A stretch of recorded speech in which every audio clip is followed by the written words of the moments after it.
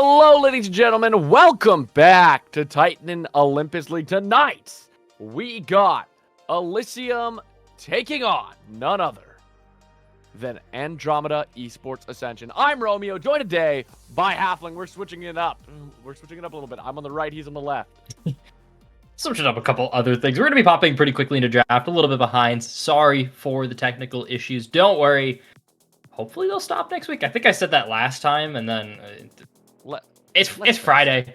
It's Friday. You know, it's like 2 hours after happy hour here in the great old heartland of America. So I didn't enjoy my time. I got to wait until after this. But these teams already jumping off the bat. They're trying to take away some of the more comfort stuff, it seems, at least with the brand gone. J4 Orianna, still kind of a surprising ban in my case. I mentioned this earlier in the week in Risen, but Syndra buffs came through on this patch, overtaking like Orianna as like the de facto mid laner. So I wouldn't be surprised with like just super heavy priority for the next couple weeks for Syndra on blue.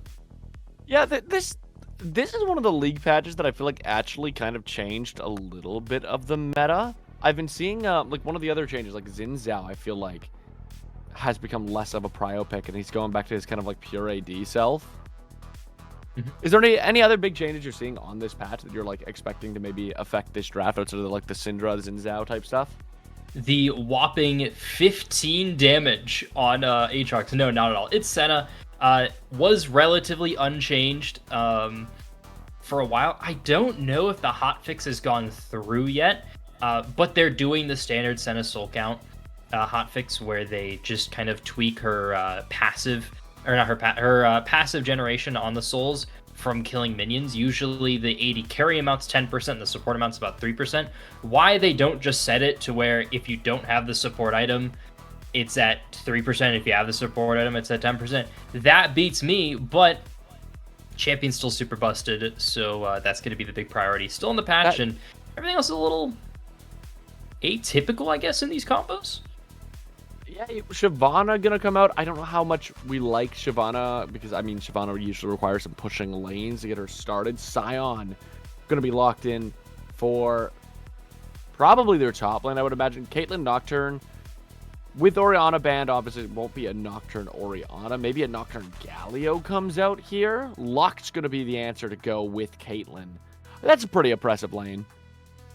Yeah, and the possibility right now with the Sion to flex bot lane, I can't imagine when you see that Luck, do you want to bring that Sion down there at all? You want to pair up this Senna with some sort of traditional support. You don't want to try and play into fasting. You can still.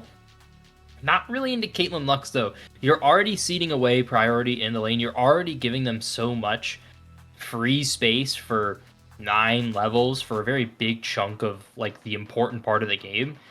So you definitely want to try and pick something that's going to at least contest a little bit. But if you do go for the fasting, you're going to have very reliable scaling. You just have to find something that's going to be able to last on the other side of the map against a Nocturne and your pick of the bunch. There's so many champions still available here. You've still got like Vex. You've still got Annie in terms of like your dives with Nocturne. Ornn is still on the table, who's kind of still like been a powerhouse here outside of tier 1 play. So just kind of giving that away for free. We're opting into this tank v tank matchup possibly with Sion Flex still on the table and Mel coming through. I'm not shocked with that, but I think this champion's definitely fallen off. I think my argument with Mel has been, I think she's still like awful in solo queue. I think she does a lot of work in comps that allow her to try and like funnel through tight spaces. I think the solar snare can do a lot of work, especially if you're in matches where the reflect can be used well. And I think you have a lot of things you can reflect here, right? You have that Ornn horn, you have, I mean, now you have the Vagar Primordial Burst, you have the, I'm blanking on the name, but the Lux Snare. You have quite a few things, I think, that the reflect can do well if it's used properly. Tom, Kench, Senna are going to be the answer in the bot lane. How do you feel about this draft? I'm a little worried for the Shyvana, I think. So I think, once again, I don't know if that if the bug fix has come through, the kind of hot fix has come through to kind of nerf the Senna back into the support position. If it hasn't, it's a perfectly fine assignment. It's safe. You're going to be able to sustain your way through the matchup. It's going to be rough. It's no ifs, ands, or buts. It's going to be rough. It's going to be hard. You're going to have to work for it. But at least making it through lane. Once you're out, super safe, very very easy access in terms of damage in the team fights. You're not worried about the Nocturne dive. You're not really, as the Senna, worried about Event Horizon coming from the Vygar.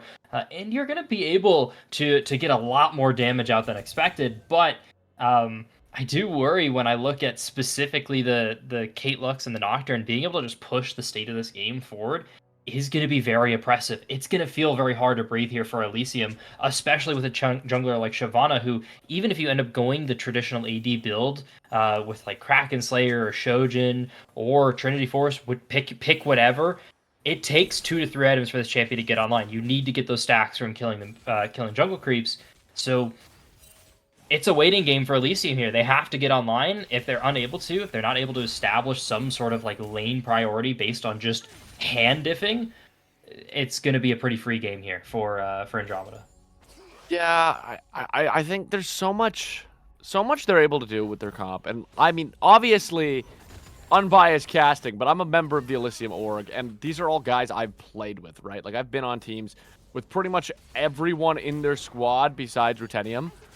So, like, I tend to know how these players play, and I think the one thing with, like, Elysium, especially under, like, the mid laners, is you usually see them focusing on something that's able to help other lanes play through them. So something with, like, a Mel, where we're going to be focusing a lot on Rivered, trying to get himself ahead, and then you also have that Guster Posey playing the Shyvana.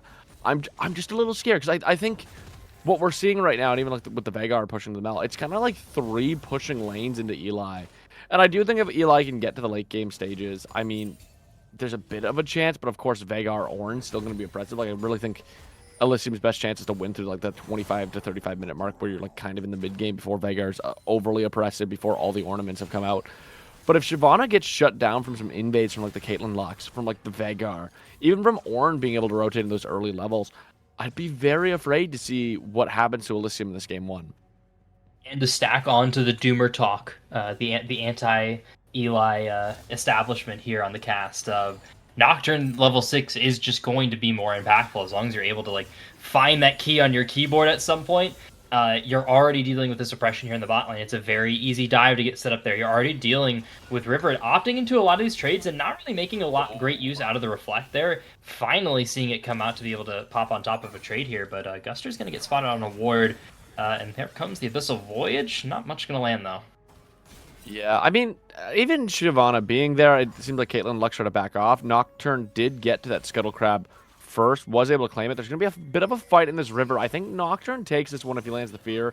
Gray going to be rotating as well. It looks like Dilly has to stay for that wave, so Guster's forced to flash. A lot of damage coming on the 90 caliber net. No one going to die. It's just going to be a summoner burnt. 2 backs going to be forced to the junglers, and I imagine Nocturne's going to be able to get to that top Scuttle Crab just a little bit quicker. On top of that, if Veigar's able to swap this push, then it might be an even fight of the river. I actually think Guster should be able to claim it off Prio right now. He's coming at like right time. Yeah, they're looking like the Shyvana has that movement speed bonus from the W, so they can be able to make it there faster. And I think Nocturnes do just benefit from restarting clears more. You also see from the farm quantity, Nocturne's going to be restarting on this the full clear regardless, and that is going to benefit the Nocturne more. Restarting this full clear, getting these camps cycled is just more important in my eyes compared to the crab, if you don't gain anything from getting the crab, specifically from the quantity itself. Shyvana, hey, thankfully gained something from that with the Scaled Mail passive, so it's perfectly fine to take a couple extra seconds here, get that extra stack, start just collecting these numbers. You're not really going to be trying to 1v1 a Nocturne this early into the game, and you're not really going to be able to gank bot when that happens. Yeah, Arrow going to get choked out hardcore there off the back of the light binding and some Caitlyn shots. Gray and Caesar right now are just having a very easy time in this lane. It's kind of to be expected. As long as Dilly's able to kind of match the farm, I think they'll be okay in the long run. Like, I think Tom Kench and Senna can be very oppressive in that mid to late game mark.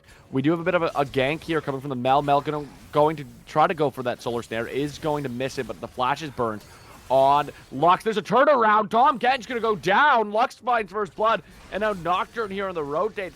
Everything seems to have gone wrong with this play for Elysium. They're trying to turn it on the Nocturne, though. Nocturne going to be taken out by the Golden Eclipse, and just like that, it's a 1-for-1.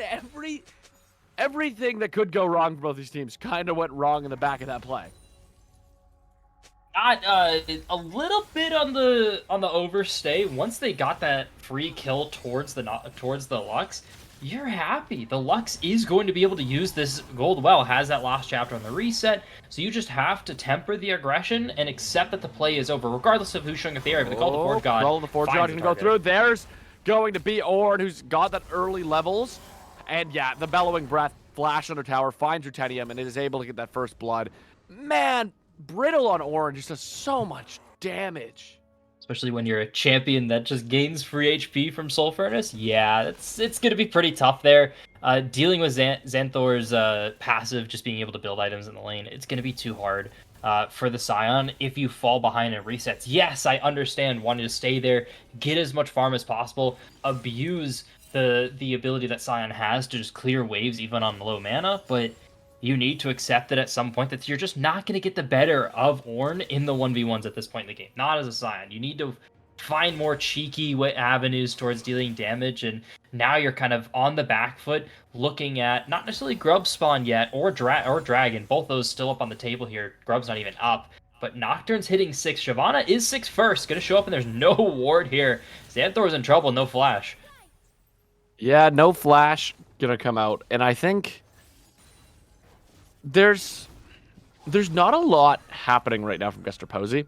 I'm a little afraid. I get it's an early Shyvana, but now she has level 6. I really want to see some impact coming out of those lanes, or at least even if we can find counter ganks on the Nocturne if possible. We are ahead a bit in CS, but there's Shyvana's one of those champions where I feel like in comp they're good, but they suffer a lot from not having as much chaos, especially the higher elo you go.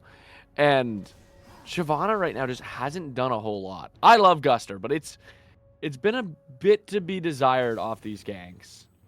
And it's just been a lot of farming.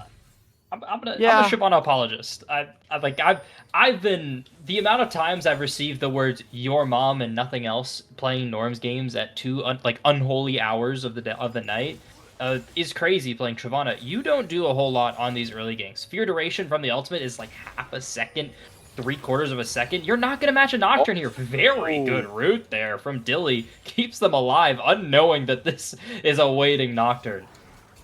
And there's Arrow going to spot it out, but Arrow might have stepped too far. Is going to go under, finds the root, but it's already too late. The buffer from the Tomcat's just a little too strong as he takes the abyssal dive into safety.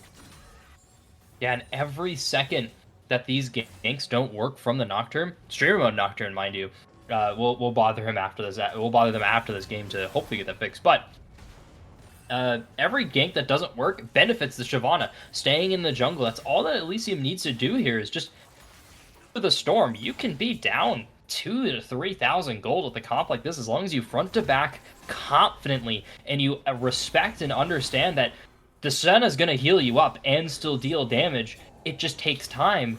You're going to win the fights. If you don't trust in the comp, yeah, you're going to lose. And so far, it looks like they're doing that. Yes, they haven't fought yet, but they're trusting the first part of the process, and they're trying to respect the Shyvana ganks here, the top side here for Andromeda. But Dragon already down. First one going towards Andromeda should spell something towards these grubs. Yeah, you'd hope to see a bit of a grub take, especially with that early Hextech Dragon. And your Shyvana. Shyvana, I feel like, can take these grubs pretty quick. However, Shyvana looks like they're going for a bit of a spicy gank. The bot lane is in that bot brush. The stun going to be land from Dilly, but Dilly going to be found. Same with the Shyvana on Axe, and the Final Spark can do a lot of damage to both. Here comes the Dragon. Flies in, finds their first kill onto Lux, forces the flash out of Caitlyn, and the Dawning Shadow goes forward, but it's not going to do enough damage. Maybe they commit to the tower dive. It's not super likely without that wave. And now I think you are going to be giving grubs over for that one kill.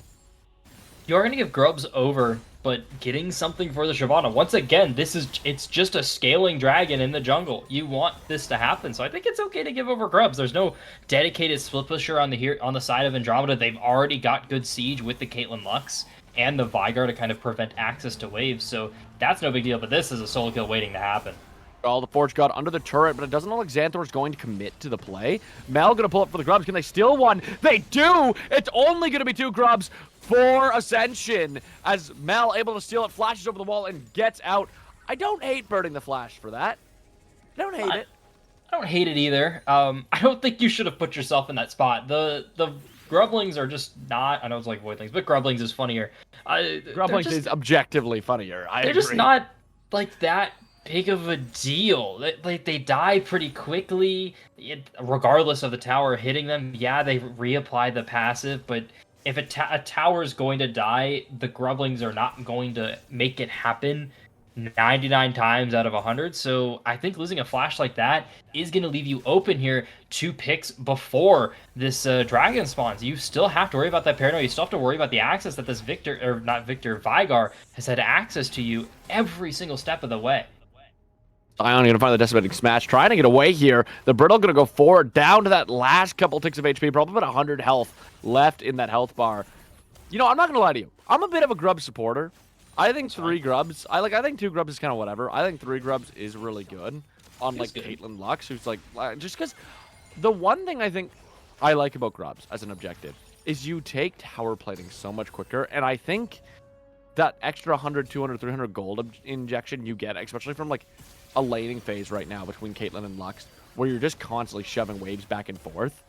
Oh my god, wait, the snare are going to go forward. Can they find a kill here? River might be able to do it. Ace in the hole going to come, but so is the golden eclipse as they find the kill. Now here comes Shyvana over the wall. Guster going to find Gray. Can they find Cease and assist as well? So close. Arrow going to be looking for the tower dive. Lands the tongue, getting that slime all over Cease and assist. Dawnning Shadow going to go forward. It keeps Arrow alive, but it doesn't find Cease and assist. It's a 2-for-0 trade, and now Guster diving deep into the jungle finds Nocturne as well. Turns it into a 3-for-0 for Elysium, and just like that, the gold gap is created. I guess the cherry on top is that I was going to say, man, I really wish Guster stayed on top of this spot dive here because they would have gotten the Lux, but you found it on the chase down into the jungle, so hey, I'm shut up there, and I'm happy to be that for Elysium.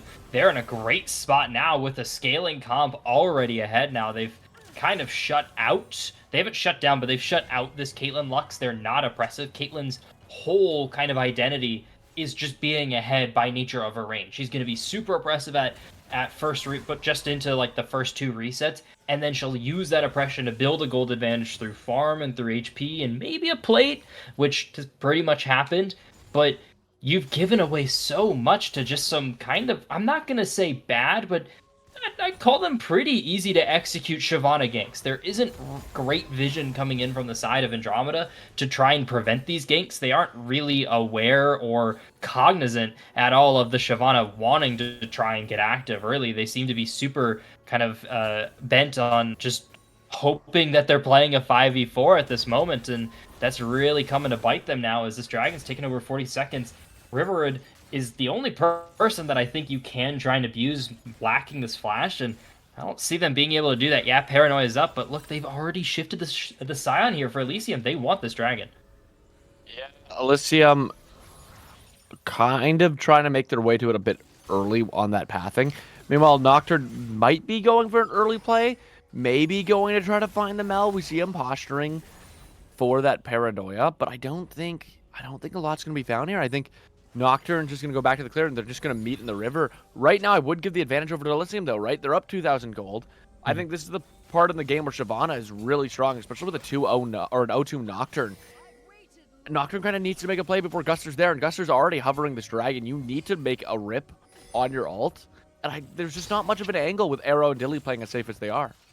You can send the bodies here for Andromeda. Possibly that's the route they're looking for. They don't call it. This is going to be a very disastrous gank for Andromeda. Yeah. Turn on his head. Here is Shyvana already in the lane, helping them push. Has that Paranoia. Paranoia uses it late, goes on top of Dilly. Dilly forced a flash. Final Spark gonna miss. They burnt everything, and now Guster. Are we gonna see that Dragon's Ascent? We don't. Dilly burns a flash, but Elysium gets so much out of it. Now it's so hard for Ascension to play this fight. They do find a bit of extra damage on a Guster. Guster's still not ripping the ultimate, though. Scion gonna be here now as well, or gonna be left in that top lane to get some free plating as that Dragon started. Not much of a fight. They're just getting a lot of poke damage for nothing right now. I mean, they bought the space there. I guess Andromeda fought in one control over the Tribe Rush, if it matters. 2 separate people walking into their Gray had 2 chances to land the traps and went 0 for 2, so I guess it's a coin toss on that. But very unfortunate that the trap didn't land onto Guster there. I think that would have been a little bit of a different play, but it was close. Dilly positioned very awkwardly there. I was very worried if you're going to separate from your Tahm Kench. The whole point of this is you stand on top of the Tahm Kench, Don't leave your support side. Just let him eat you. Let yourself get that big 800 health shield and just kind of vibe through anything. So almost a mistake, but not quite the damage Andromeda need to be able to burst down a Senna at this point in the game. Even with the Hex Optics finished up for the Caitlyn, it's going to be a while before this Caitlyn's a threat again.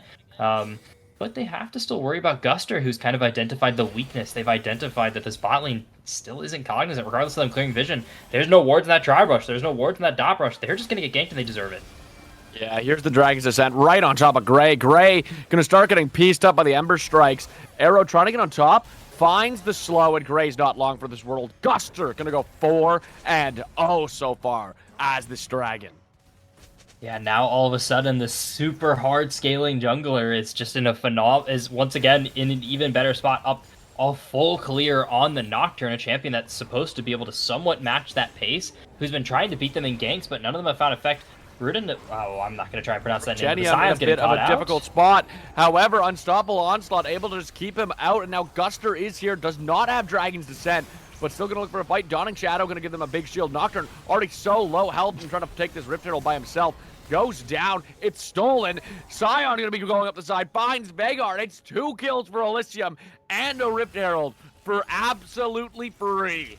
I mean, there's just 8 Elysium members in this game right now. That's all I'm seeing with that Rift Herald contest. The Scion able to just walk freely. Ornn pretty late on the follow.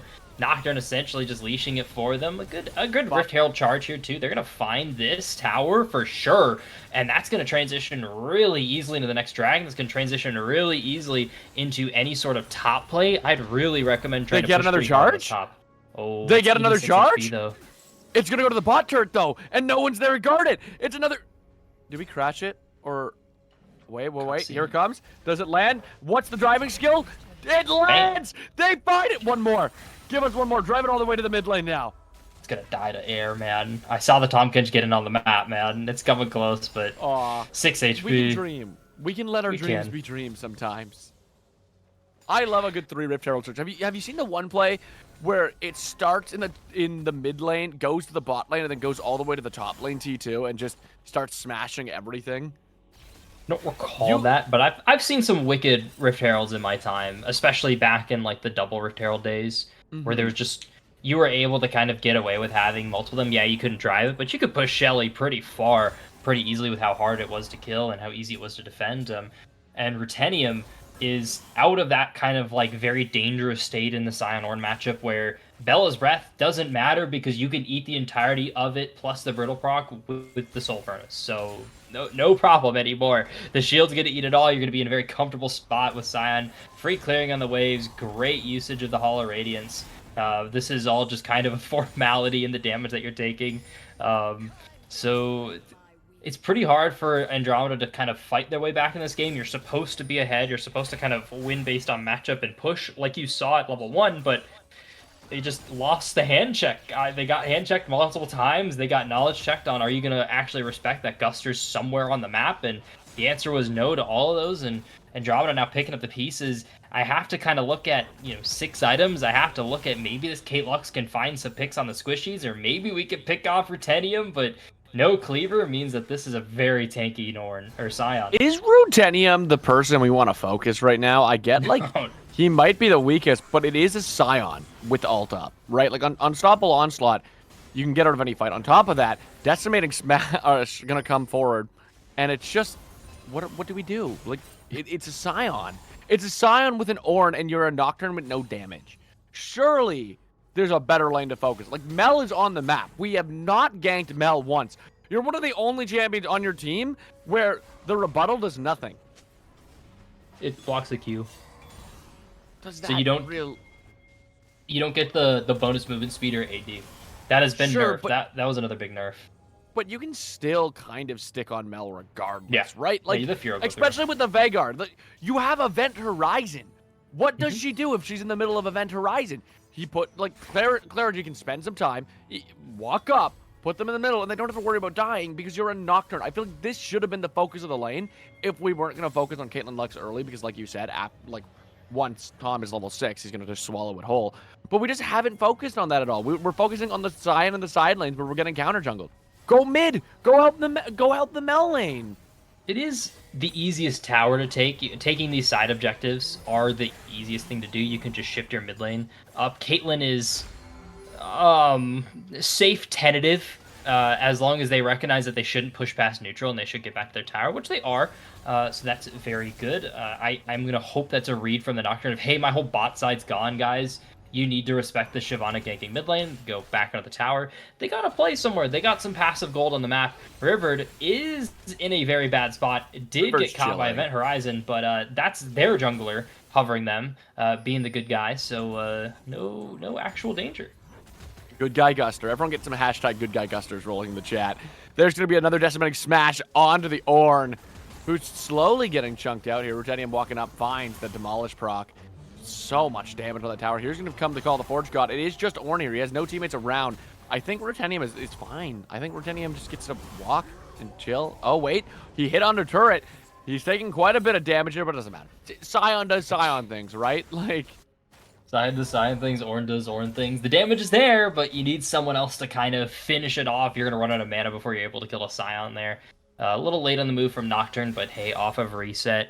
Off of the Ornn upgrade first, I guess it's an access thing. You get passive stats just from building the Masterwork items, so I get just burning it and trying to get the XP elsewhere. You still are holding on to one of those passives anyway, so you kind of want to find someone else on the map. Maybe the Lux moves topside and gets that Luden's upgraded. But you want to start cashing in on that as soon as possible for Andromeda. You're trying to overcome any sort of gold deficit in any way you can, even if that isn't necessarily reflected numerically, and that's going to be through those Masterwork items. So you gotta do what you gotta do. And hey, 2 items finished up for Caitlyn too, so that's something. You've got the Hex Optics. You're gonna hit like a truck when the auto actually finishes. You're still pretty slow, even with these tier 2 boots. The Zerker's finished up, but maybe something. No, Arrow's perfectly safe. So I don't quite see Andromeda being able to do what they need to do, which is get a lane push to get to a spot early and hold it with a trap line plus the Event Horizon. Without that, I don't think this comp's gimmick is going to be very good. You're diving with a Caitlyn. Very rarely is that going to work unless you're so far ahead. All you need is the ace in the hole. Yeah, and Caitlyn is not far ahead at all. The IE finally coming out. It'll give some extra damage, but 0-2, 22 minutes into the game, has not found themselves a kill into a set of Tom Kench lane. Dilly has been scaling for days, has so many assists, probably has a ton of Senna stacks. You have to imagine there's been quite a bit found by now. Here's going to come a Paranoia, maybe going to find a look here. The Event Horizon finds it, but the flash forward, and now Nocturne is so deep.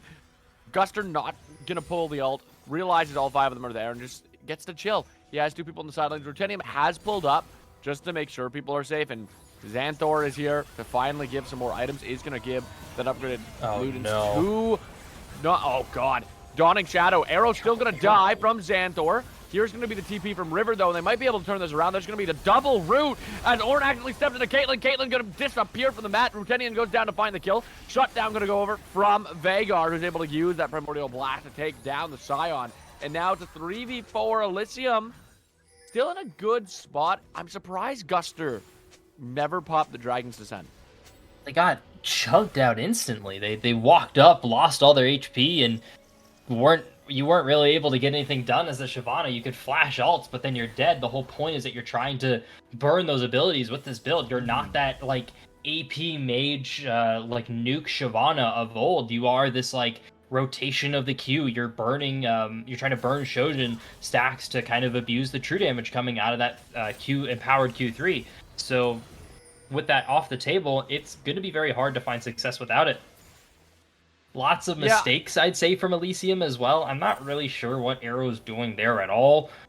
Flashing forward into the Ornn Horn, or just being there at all. No one's around. You're missing River still. I think as Elysium, what you should be doing there is just staying calm. You don't need to fight. River is alone on the bot side, still pushing. Wait for someone to pop off map and actually run over there.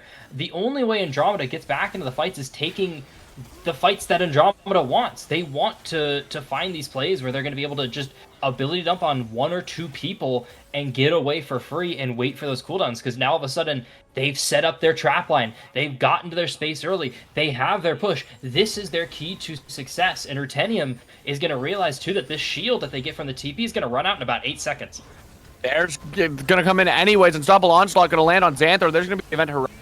As he's in the front line, Guster waiting to go and gonna look for a bit of a steal angle. Flashes forward. There's gonna be the huge ultimate coming out, and they're all grouped together. Only season assist is safe from Guster Posey. The dragon lights everything ablaze. It's a 4-0, and another dragon claimed by Elysium. I mean, the time didn't seem to matter at all for Ruthenium there. Made it straight into the back line, unabated. Found a decimating smash onto 2 of the squishies, and Guster, they've got Flash, they've got Dragon Form. There's nothing that's going to stop that nuke coming on top of them, especially when there's more follow-up coming. So it's a beautifully done fight. You can see it on this replay too. Just getting stopped by Xanthor, yes, very good, but there was nothing else coming there whatsoever. The flash forward, the Ornthorn, not peeling anything that's actually important, so unfortunately for them, they can't stop this nuke coming over the top, and it's just too good. Yeah, it's such a well-constructed play from Elysium. Everyone's on the same page. I think it's also worth mentioning, it comes off the back of that like last embrace from Dilly, who's able to find 2 of them with that root to really set up the play. And also, having the foresight as a Shyvana to flash through the Dragon Pit and then use your ultimate rather than vice versa. I feel like a lot of junglers in Shyvana, you'll see them use their ultimate as a way to like close the gap and then go into the play. But tearing your flash there to get that big group damage off the initial ultimate burst, I think was huge for winning that fight so quickly. Why is no one respecting this onslaught? I don't get it. Because Scion does Scion things, and you forget how strong Scion damage is. I just want to Scion with 2 items, and Clarity does get the TP out. Does get the TP away. Mad respect for that. It just TPs the turn, says, actually, I'm out. Goodbye. I'll lose everything, but I at least get away. I get away with my life. Thank you. Call the Forge God gets rooted. Found it. Oh. That is an unfortunate paranoia burn. You're missing both of those important cooldowns. Baron is down though, so you don't need it, I guess, to contest Baron, but you need it to contest this push coming at you.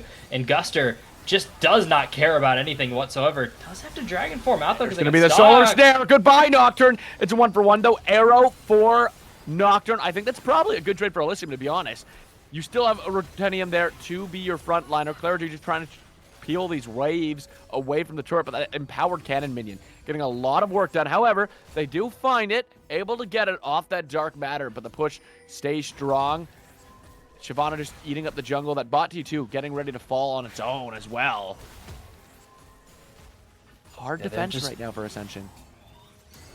At this point, you just have to kind of chill, kind of spread back out at this point. It looks like Elysium is kind of slowed down on like that first big push. They're not really gonna have time to meet back up in mid lane specifically, but bot tier 2 is gonna go. Scion's gonna fix top side for them as well. So Dragon is gonna be at around, I think, like 45-ish, 30 seconds to spawn once this Baron runs out.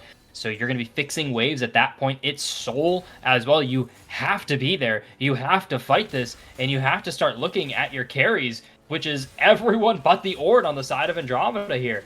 So someone's got to step up. Someone has to fill this gap in some way, shape, or form, or they're going to lose this game entirely. If they can find that same position they did on the last Dragon, I can see a way for them to win. They just have to make sure the Scion can't just walk up to the backside, hold for a max charge decimating smash, and get away with it entirely. No one stopped them last time. Someone's got to do it this time.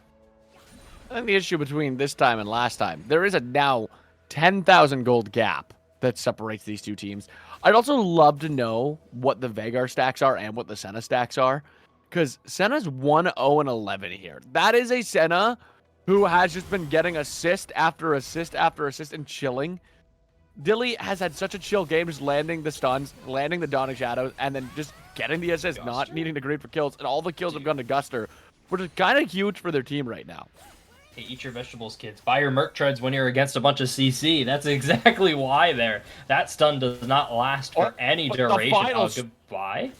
The Solar Snare lasted for years there, it felt like, as Season Assist going to be sent back to base as Ruthenium finds the Nocturne. Is going to get that slow. There's going to be the decimating smash, but Nocturne able to spell shield it away. Xanthor going to come over to the side. This could be a fight they're looking to take.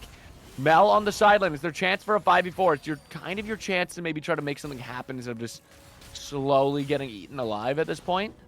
Especially with Soul on the horizon. Yeah, and you have that Mel kind of knocking on the door as well. You have to make some sort of a play. Is it on the Mel? Is it on the 4? Or just kind of wait it out? You don't want to wait it out for Dragon, and it looks like they are going to end up having to walk into the space or giving Soul. And if you're at this point, you're giving a Mountain Soul to a fairly hard to kill Shyvana, a Scion, and a Tom Kench. I gotta be honest, guys. If that happens, I gotta call it. Or the game's GG, y'all. So last ditch effort here for Andromeda. Let's see what they've got in store. They're going for the push. They're not going for the fight. Because the one tower objective bounty is what's going to make the difference. 100%. What a call. Decimating smash on the Clergy. Dawning Shadow going to land. Takes out most of Season Assist's health bar. Arrow able to flash away. Here is Sign in the back line. There's going to be the Decimating Dragon going forward. They do land on top of Arrow. Arrow almost going to go down, but it's not enough. Dilly able to heal him back to health and just one-shot the Nocturne. Gray caught in a bad position, and now it's all but over for Ascension. Cease and Assist barely surviving the Molten Burst. Ornn trying to get back to base, but it's just Lux and Ornn. You have that final spark. Maybe you can get a bit of a wave clear going, but your inhib's definitely going to fall.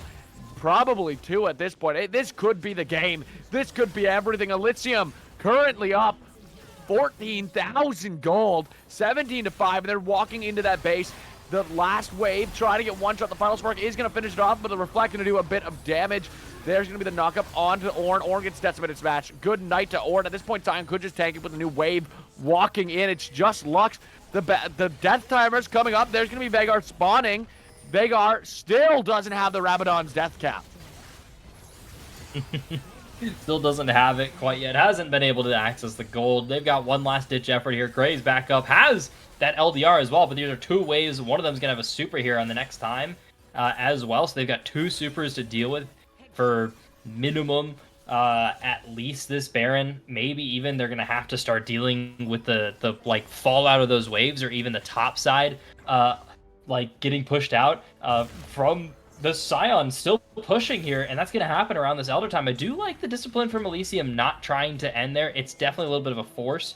I don't like this TP personally. I don't think you need to, because Shyvana's already leaving. So you're here for Baron. Congrats, Mel. Your jungler isn't. So, you know, flag on the play, but it's like, you know, you get the yellow card at the end of the game and you won 10-0. So like, who cares?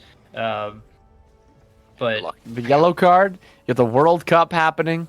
And this is kind of the World Cup of Elysium right now with how hard they're smashing this game. Arrow caught by Nocturne, but like, I mean, it's going to be fine. The Dragon's going to come over the wall and just survive. The final spark did nothing. They do kill Arrow. They get the 1. The Dawning Shadow comes like, the Baron only at 10,000. Wait a minute. Could they mount something here? Could they mount something here? Andromeda. No, oh no! Ruthenium walking into their base. They realize it. Guster over the wall, preventing them from going, and we kind of have a bit of a front door situation as Guster going to be cutting off Nocturne and Gray from being able to get back to their base. There is a shut down, and Veigar able to kill Dilly in the back. Nocturne Paranoia going to go forward. He doesn't go on Scion. What? He doesn't go on Scion in the world's worst macro decision I have ever seen. He leaves the Scion to beat the hell out of his base. Oh Guster finds Veigar, and now Nocturne finally back, but it's probably too little too late. Why would you not go on the Scion? Why is the question you're going to be asking yourself every day moving forward as Elysium slays the Nexus and finds the Game 1 victory into Andromeda. I don't even know if going on the Scion there fixes the situation. It would definitely have been a problem if it was like the pre-Bauf nerfs, where they just had to gut Scion's objective damage in zombie form. Like, I do agree, though. Not really sure. Scion is so scary I wouldn't go up on either. I get it, man, but holy, just a very good play from Ruthenium through and through to find that end angle. I like what Elysium was doing there. It was a little risky. They were a little disjointed. Arrow getting caught out in the jungle. A great ultimate from the Veigar to kind of pick off one of the squishier members from Elysium, but everything else just not really in store and not really ready to play the game. It kind of looked like they were waking up for this, so hopefully they've got something to tank coming into game 2 here. But for one, Elysium have bought themselves a very, very good position. Also, my bad on the call. Spectator shows that it was a Mountain Soul, but it's actually a Chem Soul. So even better for the Senna team, just getting free, what, like 12% healed shield power just permanently all the time. A great game, though, from Elysium. Very confident to see that. I'm just so happy stats are back. They're fixed. The API's fixed. We have stats. We have post-game stats. And you just see like this graph, right? There is a very, very small point in time where Andromeda even has the tiniest of gold leads. Elysium, from that moment where it was sent 6-2 with the Shyvana gank bot on repeat, is the moment they started taking the game. And I'm surprised we didn't really see that coming out of Nocturne. Like, oftentimes with the Nocturne, right, you're seeing them hover a lane, lots of dives coming out, and you've kind of drafted this thing with Caitlyn Lux where you could have played that identity. I think we underutilized Event Horizon in the sense that Event Horizon Paranoia is also such a deadly combination, and we never really seen it come out at all. I think Elysium, I mean, they had some great plays, and I think Guster foregoing those grubs, like we said early on, getting that huge lead for their bot lane to help snowball the game was another huge play we seen coming to Elysium really early on. But I think as much as I like want to hype up my orgs, like amazing plays, and I think there was a lot of stuff. I also think Dilly had some great stuns. I also just think there's a lot left to be desired from Andromeda's jungler, and I'm really hoping that changes when we come to this next match. Yeah, the issue with the kind of current crop of meta junglers you see is they are easy to play, but the execution required to make them work in these environments is much higher than kind of some of your more typical, like the next kind of ring down in terms of champion difficulty, your Shyvanas and Vi's and whatnot. You're kind of looking at like Wukongs and Zhao and Nocturne. There is a lot more going on in terms of you do have to do slightly more than just hit one button. You have to kind of target the right person, and that can kind of make it very hard to find a comfortable spot in a team fight. So I also just wish they were pressing ultimate more, being a little more aggressive with it. You can't glean any sort of review from a game like this as is Nocturne when you spend 3 or 4 minutes at a time looking around for an ultimate. You've just gotta rip it, find out if it's good or not, go on the Mel like you were mentioning, just try and find a fight. You need to do something to kind of make a gap so that way there's at least some sort of hill that Elysium has to overcome once that Senna gets online. But there was none of that whatsoever. Guster was there in the bot lane at every point they needed to be. Rutenium was unabated in the top side. They had no threat whatsoever in terms of damage to kill the Scion, especially when the Caitlyn's behind. So kind of just everything going bad. You keep putting ingredients in the pot and like the soup tastes good, but then you're just pissed the entire time you're making. You've got mad soup, mad stew, and it's hot outside. You don't want soup when it's hot outside. Why the hell did I make this? That's kind of how I feel with Andromeda.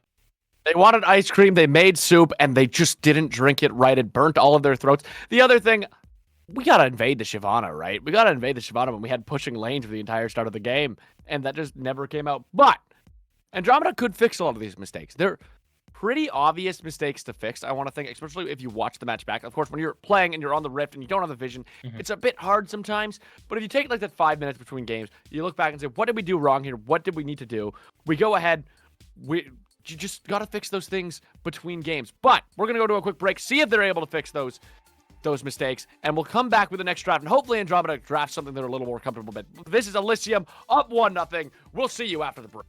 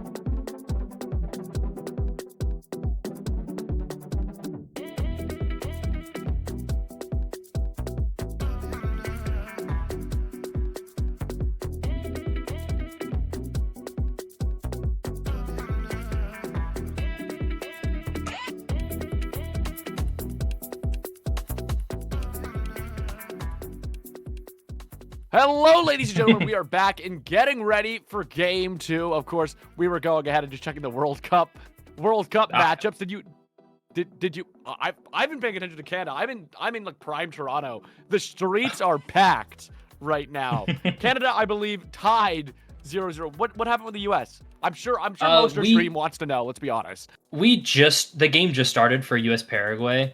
We're expected to tie. I'd say we need to tie this game if we want any chance of getting out of groups. But I think we're gonna get grouped. We're kind of sucky at this, and we're still pretty good. North America is bad. Canada tied Bosnia though, which I'm gonna be pretty honest. That's kind of sad, because that's sad for Bosnia. Let's be real. No, Canada is not good at soccer. It snows here, dude. We don't have pitches. We play in the snow on repeat. We would kick anyone's asses besides Russia if the pitches are covered in snow. But other than that, we're useless. For reference, Bosnia is rated the same as Burkina Faso and South Africa in terms of the FIFA World Rankings. Huge. South Africa has some good players. Yeah, like 2008. Canada's not in the top 10. Granted, I'm trying to find them. They're below America. We're not. We started investing in soccer, European football. There it is. Like 5 or 6 years ago. It's like we're trying to, but we are very much the same as like NA and League. It just doesn't go well. Wukong though. You guys are in the 30s.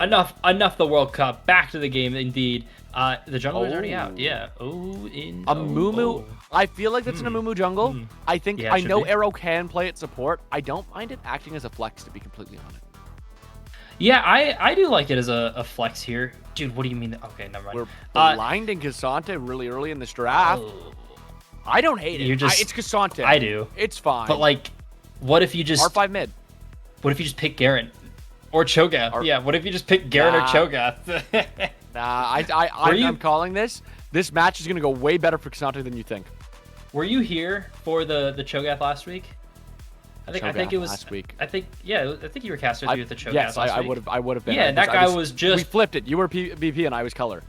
Yeah, that Cho'Gath was rolling the game. This champion is still really good, guys. There was a match that I casted in BOL yesterday, and it was Cho'Gath versus something that should have been a really hard losing matchup for Cho'Gath, and they did just kind of decimate. However, I do think, and I get Cho'Gath is good into Cassante, I do think with how we seen last game play out, I think a Cassante pick could be kind of huge here. I'm curious to see what happens, though. Victor going to get locked in. Yone going to be the response. We're R5ing our bot lane. So, Yone we should be R5ing support because we're holding onto this Amumu flex specifically. And that's exactly what's going to happen here. And they're going to take away some other supports to try and force this Amumu in support and give themselves a good matchup here on this 4-5 for Andromeda. So I'm expecting... I don't know. I think Corki's still pretty good. Smolder's also perfectly fine here. So Elysium's gonna run that here. The Victor Yone is kind of funky because Victor is one of the A+ tier mid laners right now. That is very, very comfortable even into something like Yone because you're able, as long as you can weather up to level 6, you can make it out of there and you're doing fine. You're farming okay. Somehow pick up an assist maybe. You're gonna be very comfortable here. I do like this Braum pick, but as well you're trying to expect that something's running at you, whether that's gonna be like a Rel or a Nautilus to try and enable more Smolder trades, or it's gonna be that Amumu and they're gonna try and flex with this jungle here. Oh, what the sensor? Why are we doing Sona? I don't like this champion. I guess I don't want to pick engage into Braum, but Sona is just not great. There is a lot running at you, but there is no reason for Andromeda to start a fight. It's the same thing as last game. Control a space, use the Victor poke, use the knockups from the Cho'Gath, and just kind of chill out. Because if you try and engage, you're going to go too far away from your Jinx or Braum. And if Elysium engages, I don't think there's going to be enough follow-up because your sole tank is a Cassante who's going to drag someone 10 miles into Tuesday. I actually don't hate the Sona, but we are going to head to the Rift and see how it plays out. My argument for Sona right now, and again, Again, hard stuck Emerald player currently in Platinum. Okay. I think the sustain Sona has given in recent time can allow an ADC to stick around for so long that you, like a champion like Smolder, can get their stacks a lot quicker, take more fights. However, Arrow gonna get stunned, forced to flash. The Ignite goes forward. Another flash from Gray. Gray gonna get first blood and shut me up immediately. And it's my turn.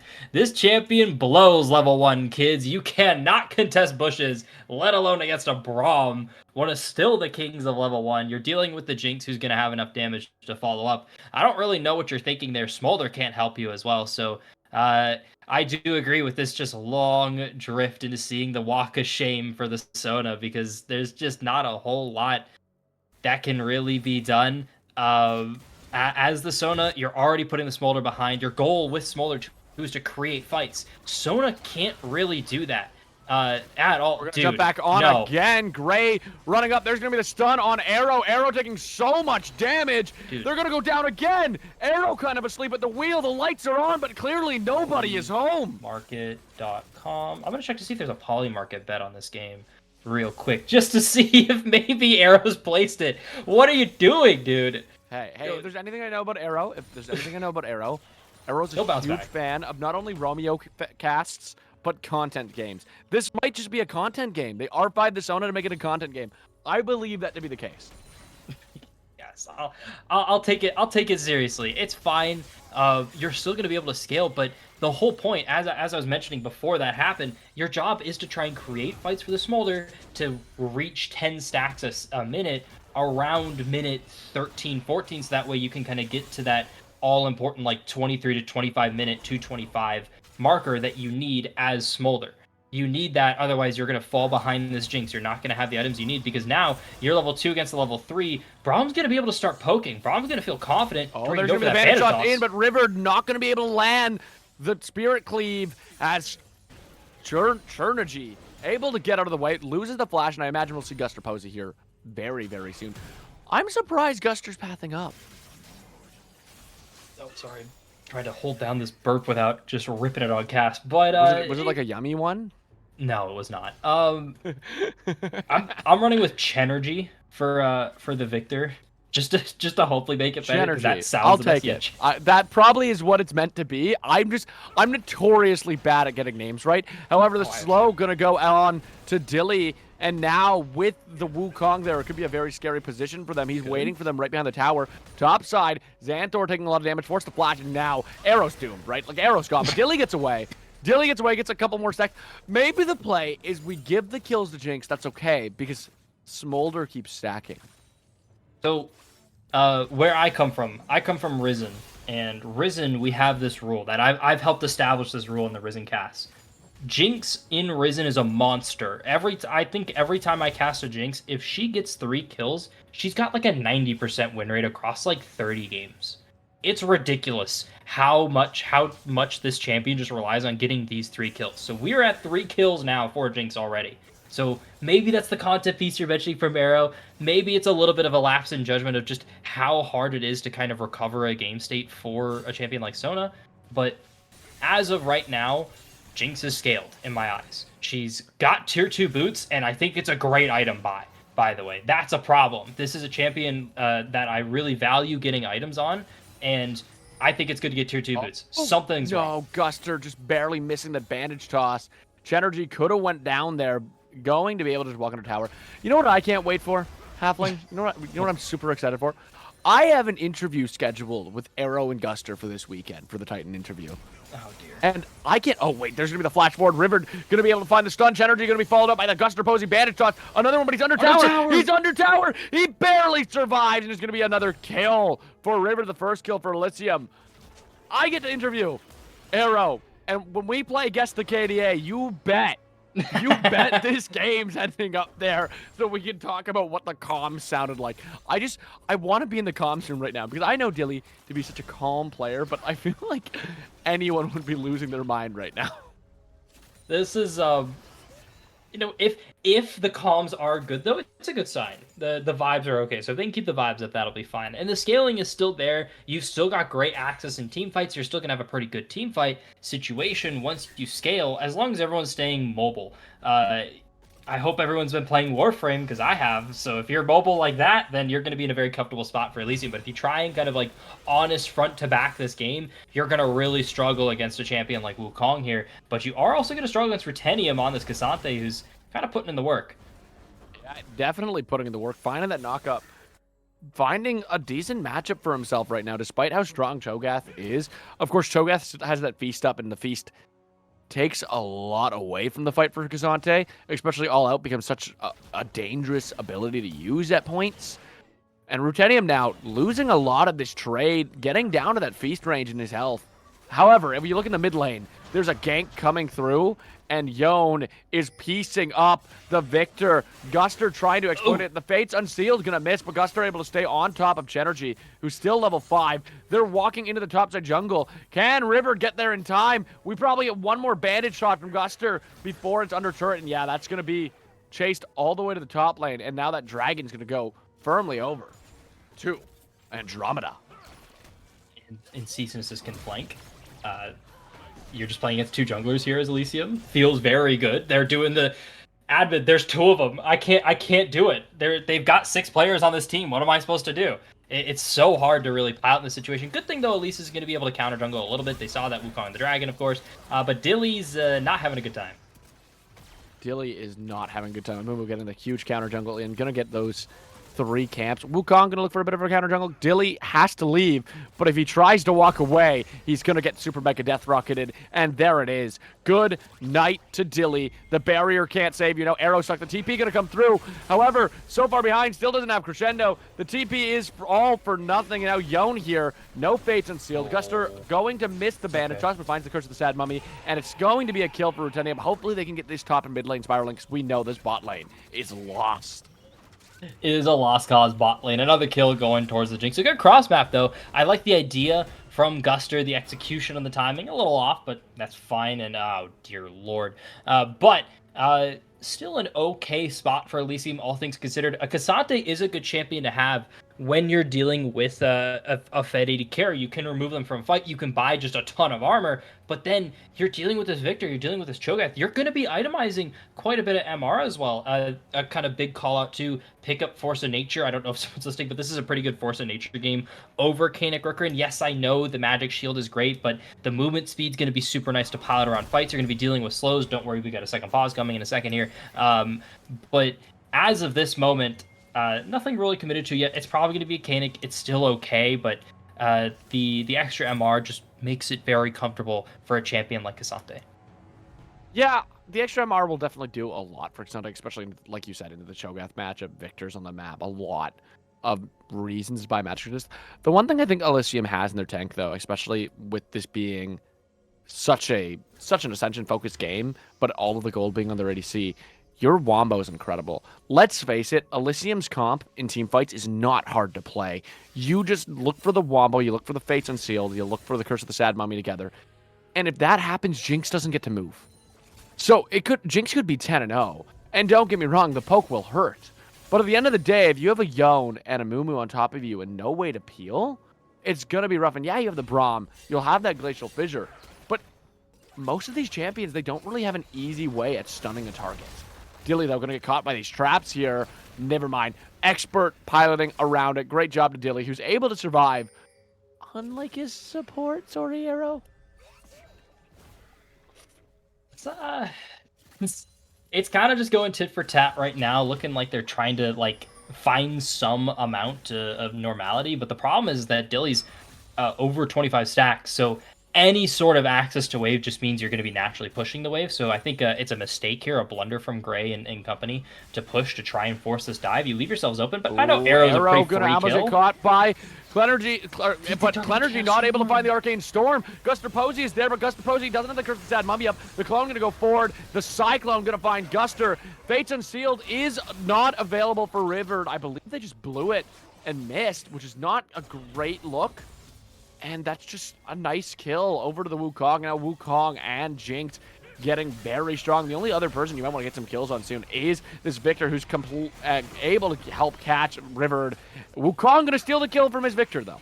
The assist still gets, some of the glorious evolution. Sorry, no accent. No, I got no embellish accent on there quite yet, but it still gets you get the job done. Dilly's low mana, so they're gonna have to reset. You can't necessarily force this dive, but you can just kind of be oppressive as the Jinx Braum right now. You're in a very comfortable spot here for Andromeda, and I had a chance during the break to kind of read the expectations for the Andromeda team this week. This is a very good spot. They weren't necessarily expected to be very competitive against this Elysium team. Yeah, I know there's unexpected or unanticipated circumstances happening right now, wink wink, but as of this moment, they're going to be able to try and get some good practice trying to finish out a game, and I think putting themselves in a Game 3 situation can be very good. So hopefully they can try and close this out. They've got all the tools. You've got a 3-0 Wukong.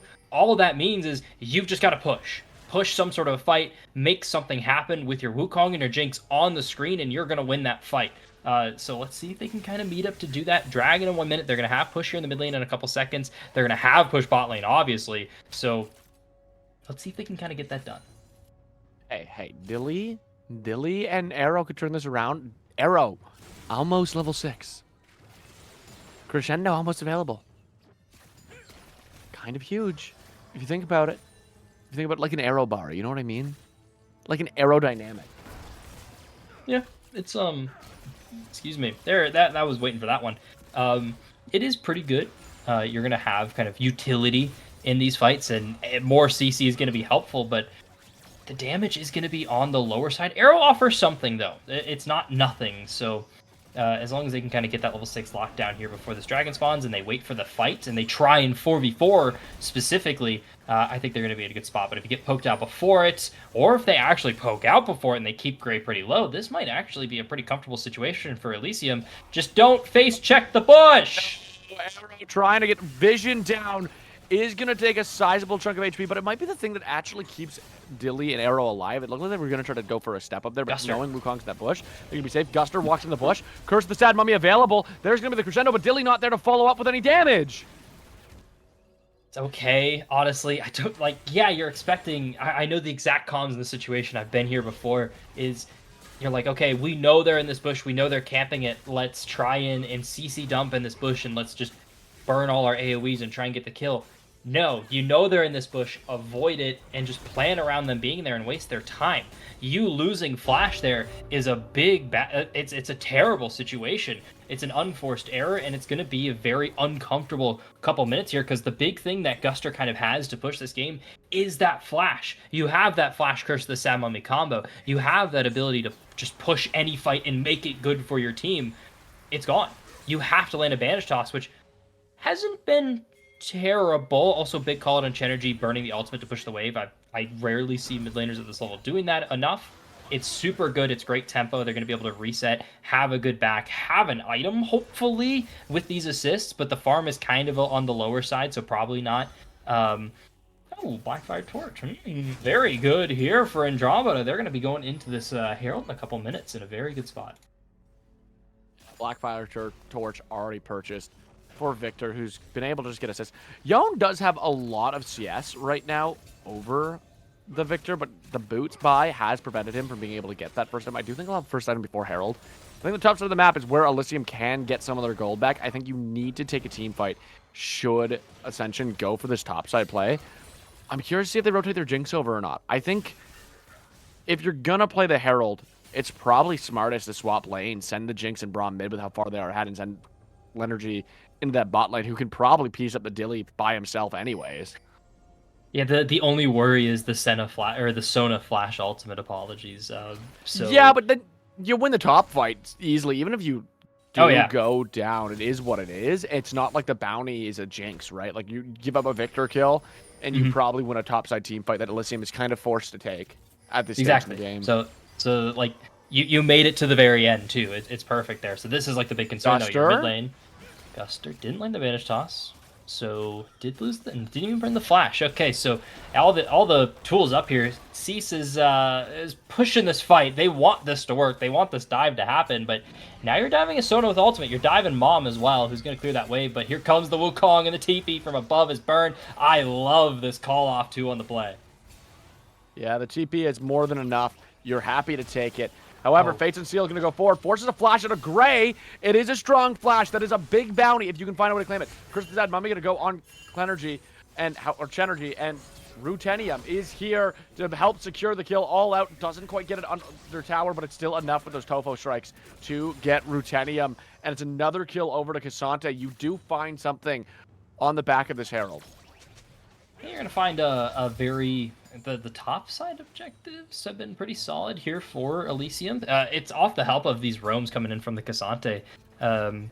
Just kind of unexpected, I would say. From if you are Andromeda, you're not really looking to see a Cassante act as the jungler in that situation there, but Chenergy has to kind of expect something's happening. River TP, someone's covering this lane. Someone's making sure this Victor isn't pushing. They're going to be willing to drop these. It's going to be either the Amumu, and if it's Amumu's catching the waves, someone else is in the area. River forced the flash.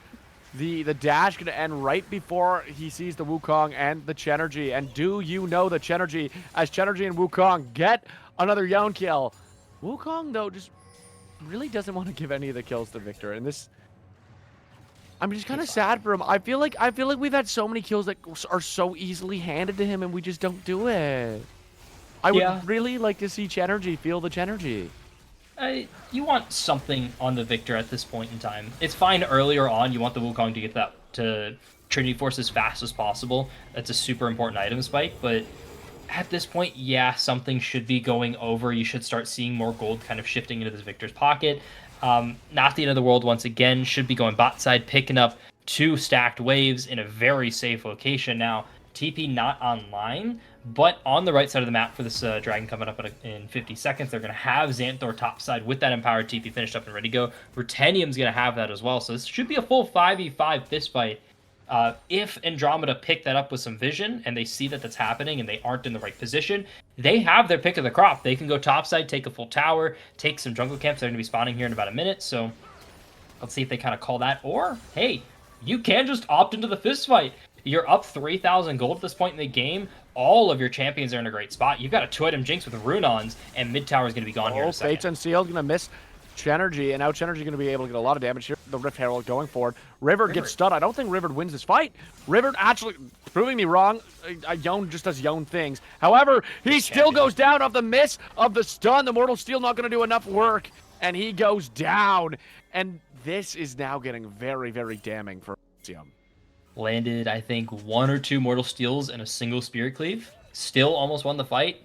Nice. I guess Chenergy didn't have Arcane Storm. I'm going to still call it Chaos Storm because hashtag not my Victor. But regardless, that's a full dragon going over to Andromeda. They're going to have it. They're going to have it as well. And I think it's just hard to kind of move around the map as Elysium at this moment. You're waiting so long for this AD carry. You were relying very heavily on just kind of being able to free scale, but that wasn't an option for the entire bot side of the map based on either draft or play.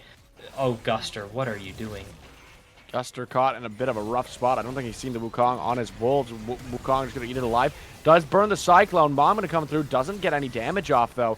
Guster Posey trying to help them find a single kill, but sees an assist, able to dash out. Wukong going to flash on top of Guster. River there to try to help, but now Gray is excited, and when Gray is excited, they start winning fights. River able to cleave the cease and assist, but it doesn't matter, as so many members of Elysium have fallen. The Phoenix it's flown too close to the sun last game, and it's now the story of Icarus. The fall is happening.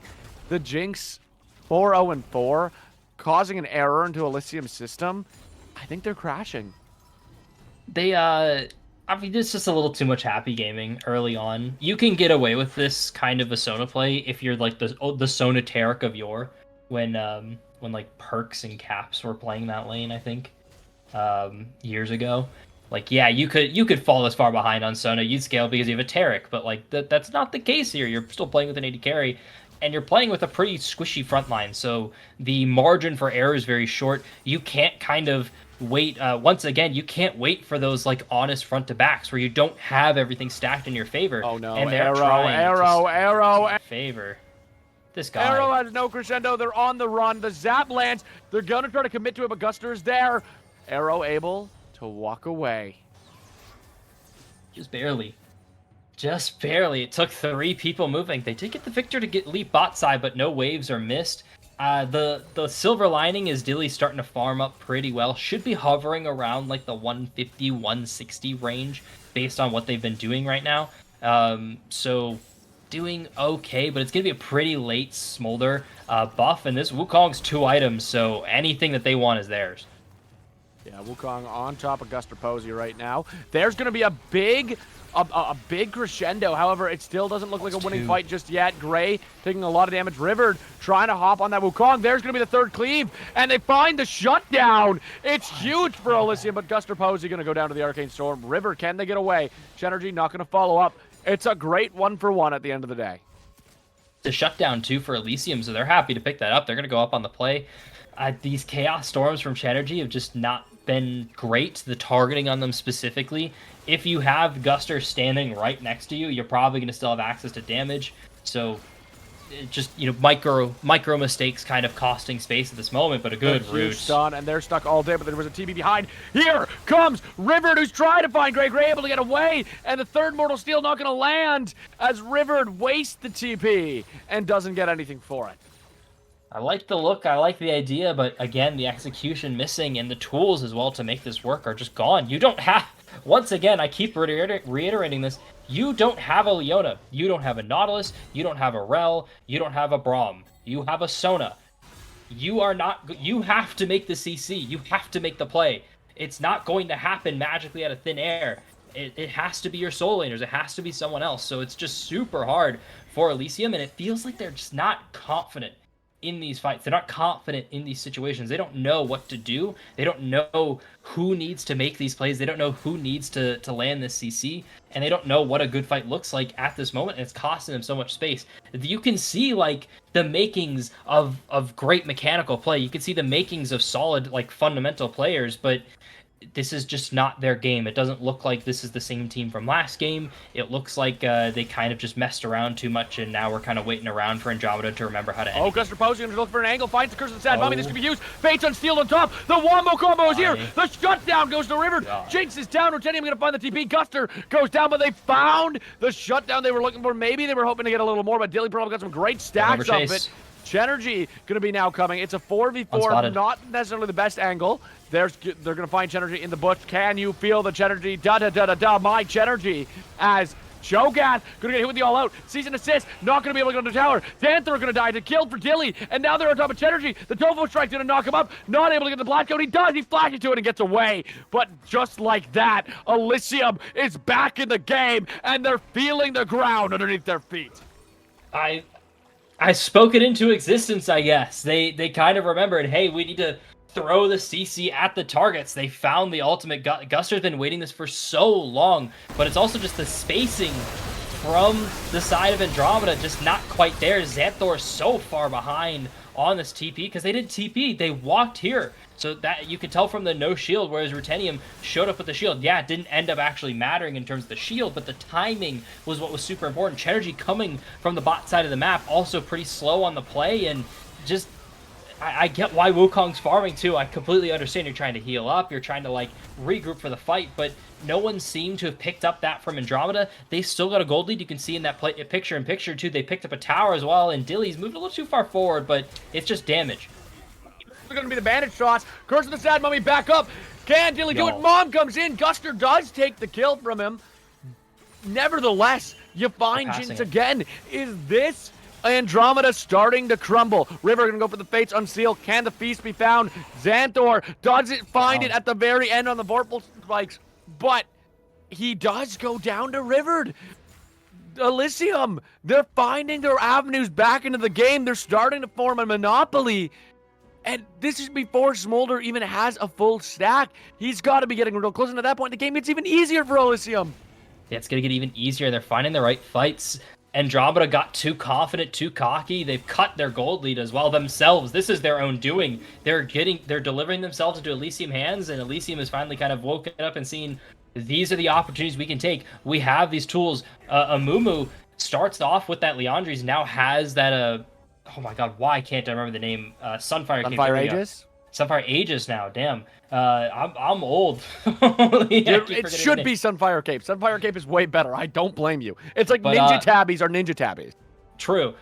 But regardless, this Amumu's starting to get tankier now, can properly play that front line, and that's kind of flicked the switch in Guster's head of, I can tank now. I can engage on these fights. I can just kind of walk up and make this happen, and I can survive more than a couple autos from Gray. Dilly, the positioning not great, but it's better than Gray's for sure. And Cease and Assist kind of a little far behind. Not sure why you aren't buddied up with your AD carry there. If you're going for vision support, your AD carry should be following you. You should be calling that out. And if your AD carry isn't going and is pushing the wave, you need to be there as well. But someone missed the memo. The Cyclone, nothing to do. Hits the Curse of the Sad Mummy only on Wukong.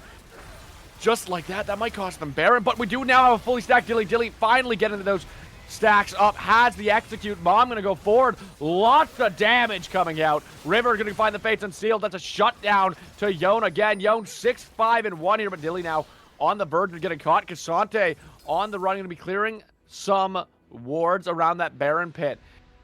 I think Baron's denied here. I think they can't do it. It's it's denied for sure. No victor means that a turn on the play is going to be very hard here, kind of looking back at this. The pick is definitely there for both sides. You can see both sides are looking at it right. Guster getting picked off here, but you just have to kind of accept the play. Like you get ulted here as the Wukong, you get the kill, and you just need to kind of accept what's happening. This is an over chase, 110%. You're just giving yourself up as well, and this is exactly what's going to happen. River has been so quick on these TPs. Xanthor seeming a little, just kind of one step behind on them, is costing them space. And Andromeda kind of need to just accept that, okay, we need to show up earlier to these fights. We need to kind of set up a very specific time that we're fighting, plan it out. We're only going to fight around these objectives. We're only going to fight in our space. Don't try and push into Elysium space. That's where they want you to be. Smolder is getting very close. We keep mentioning it. He's getting very close to the stack marker. He's got to be somewhere around 200 or 190 at this point. I think he has it, no? He has it. Oh, no. Yeah, he had it in that last fight. Oh, no. Ugh, however, that's very scary. I think it was really funny in the PvP. I got excited because I seen Rutenium sitting in a bush and just jumped on the Topho Strike's arrow, though. Going to get slowed there. It's going to be the Glitchful Fissure. Uses the Crescendo to try and counter the engage, but it's not going to be enough as Gray is now excited and found the kill. As the entire team rotates over, this might be where they look for Baron. They can look for Baron if they want to. They don't necessarily have topside vision. I do like this call as well. Soul is always better, especially when it's not a Cloud Soul, it's another Chem. It's another Chemtech Soul. But regardless, it's still a Soul. It's still very good. They're going to establish vision. You're not quite going to have the Sona dead, and the Sona's going to be back for the objective as well. But you can see this. They've adjusted. Everyone here is here early. They've grouped up, and they're looking for this pick. River going to get zapped here. The trap's going to go forward, but not going to catch anyone. Gray, a level lower than Dilly now. Very surprising to see that turnabout. But turnabout is fair play, of course. River going to be taking a lot of chunk damage. Guster going to go forward, though. Misses the Curse of the Sad Mummy onto Gray because of the flash. Finds the stun, but that's going to hurt their team big time. Arrow doesn't have the Crescendo. Fates Unsealed, find 3 all out on top of Gray. Gray's out of the fight. Smolder is still in it. It's a 3v3. They found Braum as well. Wukong only using the Cyclone now. It's coming a little bit late. Dilly gets caught a little bit, but the Crescendo comes back up in time to save him. And now Dilly, triple kill. Can it be a quadra? Can he find energy? He does! As Dilly is running wild in this game. The scaling kicked in. I like the idea from Gray being able to flash away, but you do have to step back up, and that's Rutenium showing up in the area. They all out through the wall. We mentioned it in draft. You have to be scared of this Cassante, because yes, it's the only tank, the proper tank of this fight, But if you're walking close to the wall, if you're allowing the one actual DPS member of this Andromeda squad to get away, a little late on the cleanse, good on the flash though, has to walk farther forward, lands a zap, the kill has happened here. You do just need to accept that the situation has happened. Don't position like this. You're gonna get grouped up. You can see it happening from a mile away. It's beautiful execution coming in from the side of Elysium here, and now they've gotten rid of the DPS. It's all left to Chenergy here, who just doesn't have it in the tank. You have to poke with the Victor. You have to kind of establish space, and it happened again. Andromeda got too confident, got too cocky. They didn't just take the pick and turn it into objective. They wanted more, and that cake, they have no cake now. They wanted the cherry on top, and now it got taken away. I was dying for you to say they wanted their cake and ate it too. They ate it a little too soon, because now they don't get soul, and it just hurts. The gold gap is even now. Elysium has mounted the comeback. Arrow's content plays at the start of the game have truly made for amazing content as the Phoenix is beginning to rise again. The wings are forming, and Elysium is sticking their claws into Andromeda. They're starting to really become the worst Mass Effect game, aren't they? Yeah, they are, unfortunately. But it's not over yet. They still got pretty good scaling. They just have, once again, they just have to set themselves up in a spot to win a fight. They have to take the picks that they've been getting. They've been getting delivered consistently a pick per fight. Fates Unsealed on the tower. Rivered so far ahead is going to annihilate Chenergy, and no, I no longer feel the Chenergy, and I don't think anyone in chat does either. I definitely don't. The magic is gone. Gray can't find their free zaps. You mentioned, yeah, you're leveled down properly from Dilly as well. You're still up an item. It's 3.5 to 4 items for the Jinx. So the Jinx is still pretty scary. It's still a threat, but there's so much to deal with here. This could be a pick. This could be the end of their lives. And it's Cassante. It's like we're cycloning Cassante. We're Glacial Fissuring Cassante, and now Dilly going to be able to walk for free. Wukong still diving deep. Xandor does find Gester Posey. Now Dilly might be on the run, so Xandor going to go through, but he doesn't go down. Now Riverd is there to get a lot of damage off. He's going to pull back, find the Braum as well. Arrow going to pull up now, tries to help. The shutdown goes to Riverd, but again, Jinx fell as well in that fight. Smolder, big bounty, no one's going to be able to take Barret here, but it's another winning fight for Elysium. I can explain on the talking about the like, yeah, you want to start a pick on Cassante. The whole point of starting the pick on Cassante there is you just start the fight. You get this Cassante. It's even fine to burn the first Cyclone here, but save the second one for right here. This is a great Glacial Fissure to have access to the backline. Just counter dive.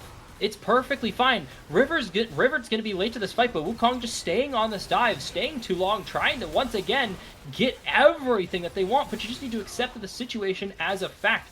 Riverd getting 2 here is illegal, by the way. It's crazy, and it's 100% why Elysium came on top on this play, regardless of, oh, that's what happened as the result. Riverd should just be getting 1. Andromeda should be getting the better of that and pushing topside. But they lose the Braum, they lose the Jinx. The positioning, again, not great from Gray and Cease and Assist at all. And I think another big call-out, too, is I finally noticed it. Braum's got Ignite. Brother, Cassante, Smolder, Yone, and you don't have Exhaust? We don't want to exhaust dive champions for our Jinx? My bad. Hey, Exhaust is not good for content. Ignite is. What matters at the end of the day? They would have got the level 1 kill with that 70, without that 70 damage. That's what I'm saying. So you get it. You're understanding. And Sona in lane, you prevent the healing. I mean, I don't think Arrow ever really got to heal in lane. But now, this Sona pick started to go wild. 12 assists.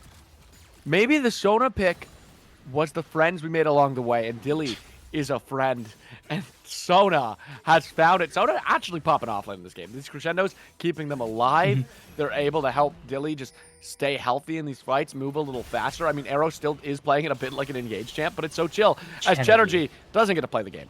Doesn't actually get to play the game. It's an assassin. They're going to go for Riverd. Fates Unsealed bound on the Jinx, and now Mom and Arrow here to pull up the crescendo. Going to keep them stunned even longer, but Gray is excited. Mom going to miss everybody, but there's the execute stacks from Dilly. Going to find Wukong, going to find Braum, and Cassante just gets to be on top of Gray. The Resurrect going to come, but it doesn't matter. Does not matter. Wukong, you got to run for the life, run for the hill, run for your life, hide your kids, hide your wife, hide the Hellsmar from Dilly, who finds the kill. 7, 1-7. Now Xanthor, I got bad news for you. Car insurance, it's being repoed. Please go back to base. Go back. Do not pass go. Do not collect $200 as Elysium collects almost all of their lives. Hey, don't even pick up the phone either, man. Just don't look. Don't check the news. You don't need to. You were part of it. First off, it's level 18 Yone energy. You cannot. He got your flash. He's gonna pop the E here and just run at you regardless. Yeah, your team can start a fight, but even like with the kill, Gray's gonna get the frenzy passive. You can see starting to run away with the cleanse already burned. Rutennium just flashes and Gray has to accept it. Death is gonna happen here regardless, and that's the end of the fight for Andromeda. They're not setting up the way they need to. They're getting diced apart by these effective assassins at this point from the side of Elysium here, and now it's completely flipped on its head. It's looking doomed for Andromeda. Elysium, I mentioned, they've got the fundamentals, they just weren't in a great state. They scaled in this game, they kept mental high, and Andromeda weren't able to find what they needed to have success. It's level 16 for Chenergy now. They were the same level as their 8 carry and 1 level above their support in the mid lane, guys. It's too far behind. It is a proper mid diff in this game, unfortunately, and it's hard for Andromeda to overcome it. A Baron flip is something, man. They're trying it. They do have the feast here. There's going to be the curse of the sad mummy on a 4. Then they do find the Baron, but can they survive the fight? Lots of damage going through. The lockup does land on Dilly. The Cyclone going to be on top of them. Gray finds Guster, but Kasante's in the backline. Young going to find Cho'Gath. Going to find Braum. Going to find Victor. He's at the triple kill. Can he turn into a pendant? Dilly going to find Wukong. Gray, all by yourself. Look at the chaos. Look at your dead friends. Look at the lead you guys threw. I get the desperation Baron, but you're gonna be stacked up for, guess what? The 4 AoE ultimates. No Braum shield on this mom either. You're gonna see it just decimate what's left of the squad after this Baron. Yeah, it falls pretty quickly. HP's pretty high too. You know, you think in theory this could be great. They even win the 50-50, like good on the Wukong for picking this up, but curse the sad mummy, all the AoE landing, the Braum shield comes out early. Here.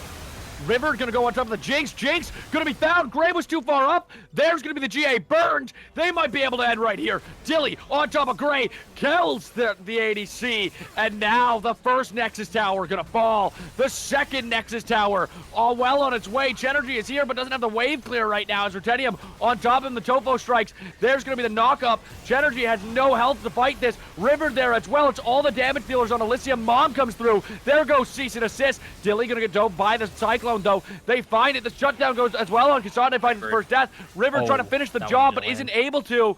GA gonna be there. Here comes Guster and Soda. Jinx still down another 25 seconds. Can they win the fight? Curse the sad mummy go through. River gonna find the triple. Gonna make it. A quadra kill and Elysium gonna take home the series. And all it's gonna say in the history books is 2-0. Yeah, now we get to forget about that one if you're Andromeda. That's gonna be a hard one to really forget about on a Friday, but big ups to Elysium for coming back from that deficit. Definitely self-imposed, but also self-imposed is the victory. They imposed their will entirely across the map. They were able to find every single AoE ultimate. I loved from Dilly specifically the discipline on watching for that Braum shield before popping Mom in every single team fight. You were watching at least 2 members from the side of Andromeda getting hit by it every single time. It's tons of free damage, let alone Naysayer here on the Yone. Or not Naysayer, that was Rivered, my bad. The graphics wrong, sorry guys. Just cutting down everyone. A very, very good Yone game. Had unfettered access thanks to Guster and Arrow finding the CC that they needed, and they looked great at team fighting. You can see the gold graph. Yeah, no Y-axis, unfortunately, but you don't even need the gold amount. You can just see the shape. All I'm saying is if Dilly and River have 1 million fans, I'm one of them. If Dilly and River have 10 fans, I am one of them. If Dilly and River has only 1 fan, that fan is me. And if they have no fans, that means I'm dead and I've left this mortal plane. I'm calling it right here. This might be a cast of curse, but I got to do it. The thing with Elysium, every season, they go far in the playoffs. Usually they make finals and they lose, but I think Elysium Monks are going to do it. As somebody who will be at the very least producing the majority of these Olympus streams, I'm calling it right now. Elysium's wins Olympus this split. This might be the craziest take I've had in a bit, but after seeing this performance, this like 5K gold comeback and the content farm from Arrow, I think it's going to be it. I think this is their split. Is that crazy? I think there's a lot of Olympus to be played. I'm not great at calling it. I mean, I did it this game. I called Andromeda just have to end this game, and they just weren't able to find it at all. And I think it's an unfortunate thing, but it's a great learning experience for a team if it's a lot of these guys' first time together or first time in competitive like this. Completely understandable from what I'm seeing here, and just kind of learning how to end a game is a skill set in itself. So for Andromeda, a lot to improve on for this. For Elysium, I would say the same thing too. Just kind of a different flavor, right? Of hey, let's not throw 2,000 gold to the enemy team for free to the Jinx. But other than that, I mean, really good comeback, really good team fighting. When you got confident team fighting like that, the team can 100% make it far. So big ups to them. Rivered 100% a phenomenal performance in this game. Same thing with Guster for both games. So well done to them. Appling, who's your MVP of the series? Guster, easily. Yeah, Rivered had a great series. I get it. But game one, I loved what I was seeing from the Shyvana getting super active. Yumi mentioned it in the break. We had a little bit of an argument about it, but no hostility. It was like, who's who? You know, we're playing with our action figures here. And I liked what I saw from Shyvana in terms of getting active, and I liked what I saw from the Amumu in terms of really being the driving force of the game. I mentioned it a couple times once they finished that Sunfire Aegis, but that didn't stop them earlier on. They were just being a little more particular about their ganks before anything really started happening. So big ups to them, and I think if that was anyone else, they probably would have struggled. Well, ladies and gentlemen, what a banger series witness. What a great match, too. Thank you, Arrow, for allowing us the content farm in this one. Guster the GOAT, gonna take your series MVP. But ladies and gentlemen, 2-0 from Elysium. That's gonna be all from us. A great series, a lot of honor view, a very fun matchup. That was Halfling. This was produced by Shivin. I believe our observer was Rare Adam. I was Romeo. And ladies and gentlemen, thank you so much for being here with us. And have a great night.